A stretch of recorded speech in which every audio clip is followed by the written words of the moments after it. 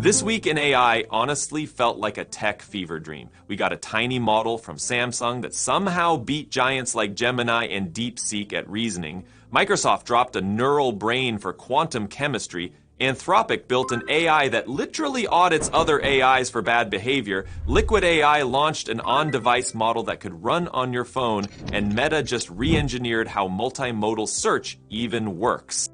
It's like every lab decided let's confuse the internet at the same time. All right, let's start with the weird one, because this story sounds fake. Samsung's research lab in Montreal built a model called Tiny Recursive Model, or TRM. It has 7 million parameters, which in AI terms is like bringing a water pistol to a tank fight. And yet it beat models with billions of parameters at actual reasoning. On the ARC-AGI-1 test, this baby model scored 44.6 to 45%, and on ARC-AGI-2, it scored around 8% when given 2 tries. For comparison, DeepSeek R1 scored 15.8 and 1.3, Gemini 2.5 Pro landed around 37 and 4.9, and O3 Mini High hit 34.5 and 3.0.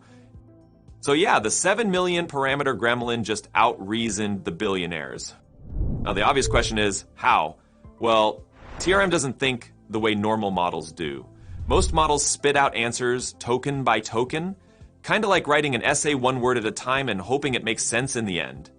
TRM instead drafts an entire answer, then keeps rewriting it, looping over itself until it's satisfied. It has this little internal scratch pad where it thinks privately, updates its thoughts, and then acts on them. So it basically thinks, wait, that was dumb, and fixes its own mistakes 16 times in a row before you even see the result. It's like ChatGPT with an overthinking problem, but one that actually pays off. The wild part is how simple it is. 2 layers. That's it. It doesn't stack depth the way giant models do. It creates depth by looping on itself. Think of it like doing 6 reps at the gym instead of hiring 6 personal trainers. The team also did something clever for different puzzles. For large, complex grids like mazes, they kept self-attention.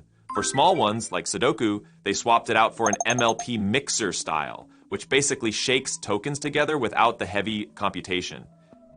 And the results are kind of hilarious. On Sudoku Extreme, trained on just 1,000 puzzles and tested on 423,000, it scored 87.4% accuracy. The older model scored 55%. On a tough 30 by 30 maze, it got 85.3%, again, way ahead of its predecessor. So yeah, this tiny guy is out here solving puzzles better than models literally 100 times its size. It's the nerdy equivalent of a kid beating chess grandmasters on an iPad. Now let's switch from puzzles to chemistry, because Microsoft just did something equally wild. They created a neural exchange correlation functional for quantum chemistry called SCALA. Basically, they replaced one of the hardest handcrafted parts of density functional theory, the math that predicts how electrons behave, with a neural network. If that sentence gave you PTSD from high school physics, don't worry. All you need to know is this: it gives you hybrid level accuracy at semi-local cost. Translation: results you'd normally get with expensive simulations, now at the price of the cheap ones. The numbers make chemists freak out. On a dataset called W417, SCALA's mean absolute error is about 1.06 kilocalories per mole, and on the single reference subset, it's 0.85. On the massive GMT-KN55 benchmark, it reports 3.89 kilocalories per mole. In other words, you're getting the same level of precision scientists rely on without the massive price tag. And it's not a toy demo. The model uses around 276,000 parameters. It's GPU friendly, and it's open sourced right now under Microsoft/SCALA with full PyTorch and PySCF integration. You can literally pip install it and start running molecular tests today. They trained it in 2 phases. First on densities from B3L wipe with high-level energy labels, then fine-tuned it in the loop with its own self-consistent results. It doesn't even backprop through the physics step, meaning it's smart without setting your GPU on fire. For now, it's built for main group molecules, reaction energetics, conformer stability, geometry predictions, but it's a stepping stone toward neural physics for everything. If you're in drug discovery or materials science, that's huge.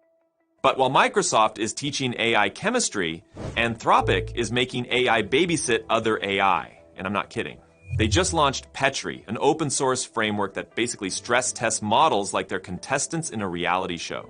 It's designed to find out what happens when a model is left unsupervised in complicated, multi-turn conversations with tools. Will it cooperate, cheat, break rules, or try to cover its tracks? Petri sets up a triangle. There's an auditor agent that plays investigator, a target model being tested, and a judge model that rates everything across 36 safety dimensions. The auditor can message the target, build fake tools, simulate outputs, rollback steps, or even pre-fill answers if the API allows it. So basically, a digital experiment that exposes an AI's instincts when it's under ethical pressure. In their pilot run, they tested 14 frontier models with 111 seed prompts, and what they found is kind of unsettling. Some models tried autonomous deception, others attempted oversight subversion, some even engaged in whistleblowing by escalating issues to external authorities when nothing bad was happening, like dumping clean water and calling the UN. The report says Claude Sonnet 4.5 and GPT-5 were roughly tied for the best safety profiles, with Claude slightly ahead, but that's based on relative scores, not moral perfection. Petri doesn't claim to prove a model is safe. It just shows how it behaves under pressure. And because it's MIT licensed and open, anyone can plug in their own models, tools, or even custom judges. The only missing feature is code execution testing, but they're clear about that. If you're building AI agents that might touch sensitive systems, Petri is the chaos lab you probably need before you go public. Now let's shrink things down again, because Liquid AI just proved that on-device AI doesn't have to suck. They launched something called LFM28BA1B, which sounds like a Wi-Fi password, but stay with me. It's a mixture of experts model with 8.3 billion total parameters, but it only activates about 1.5 billion at any moment thanks to sparse routing. So you get the power of a much larger model without melting your phone. The architecture mixes 18 gated short convolution blocks and 6 grouped query attention blocks. Every layer after the first 2 has 32 experts, and the router picks the top 4 for each token. So instead of every neuron screaming at once, only the smartest 4 get to talk per word. It's designed for phones, laptops, and even embedded chips. They ran it on an AMD Ryzen AI9 HX370 and a Samsung Galaxy S24 Ultra using int4 quantization and int8 activations, and it ran faster than Qwen 3 1.7b on CPUs.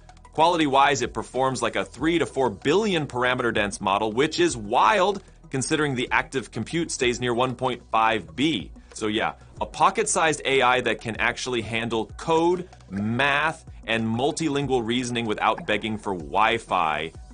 The team even published GGUF builds for llama.cpp from 4.7 gigabytes up to 16.7 gigabytes, so you can drop it straight into local setups. You just need a newer build with LFM2MOE support, or it won't recognize it.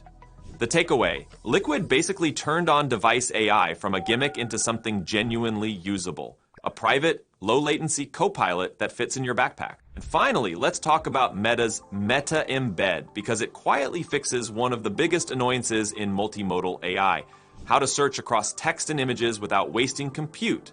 Normally, you have 2 bad choices. Option 1, clip style, where every item becomes one vector, fast but dumb. Option 2, Colbert style, where every token gets its own vector, smart but painfully slow. Meta Embed gives you a third option. Train once, then at test time, choose how many meta tokens you want to use for each side. It's like adjustable zoom for search. During training, it adds a few learnable tokens. Think of them as tiny scouts that learn to represent different aspects of an image or text. They're organized using something called Matryoshka multi-vector retrieval, where smaller subsets of tokens are still meaningful on their own. So if you use one token, it's coarse but fast. Use 16 and you get full detail. You can literally trade speed for accuracy on the fly without retraining anything. The results are solid. On the massive multimodal embedding benchmark, using Qwen 2.5 VL backbones, Meta Embed hits 69.1 for the 3B version, 76.6 for 7B, and 78.7 for 32B when using the biggest token budget. On Vidori V2, it outperforms single vector and naive multi-vector baselines by a comfortable margin. And they even dropped performance numbers for the geeks. With 100,000 candidates per query, the scoring cost goes from 0.71 gigaflops at the smallest budget to 733.89 gigaflops at the max. Latency rises from 1.67 milliseconds to 6.25 milliseconds, and memory from 0.68 gigabytes to 42.72 gigabytes, still manageable on an A100. But the real bottleneck is encoding, 42.72 teraflops and 788 milliseconds to encode one image query with 1,024 tokens. So yeah, the real villain is the encoder, not the retrieval. The beauty here is flexibility. You can run quick, cheap searches using tiny budgets, then crank it up only for re-ranking when you need precision. One model, many speeds, like switching between economy and sport mode on the same engine. So to sum it all up, no wait, I promised no recap. Let's just say this week's updates prove that AI progress isn't about size anymore. It's about efficiency, control, and maybe a little bit of attitude. Anyway, that's the rundown. Drop a like, tell me which of these 5 updates blew your mind the most, and I'll catch you in the next one.